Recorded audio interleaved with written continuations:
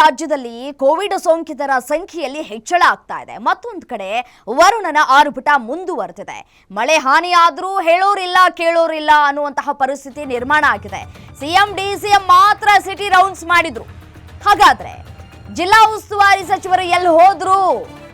ಜಿಲ್ಲೆಗಳ ಉಸಾಬರಿಗೆ ಹೋಗ್ತಾ ಇಲ್ಲ ಮಿನಿಸ್ಟರ್ಗಳು. ಏನು ಮಾಡ್ತಾ ಇದ್ದಾರೆ?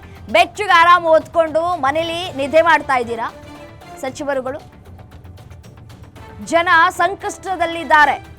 ಇಂಥ ಸಂದರ್ಭದಲ್ಲಿ ನೀವು ಅವರಿಗೆ ಬೆನ್ನೆಲುಬಾಗಿ ನಿಲ್ಲಬೇಕು, ಮತ್ತೆ ಅವರಿಗೆ ಸ್ಥಳಕ್ಕೆ ತೆರಳಿ ಸಮಾಧಾನ ಮಾಡುವಂತಹ ಕೆಲಸವನ್ನ ಮಾಡಬೇಕು.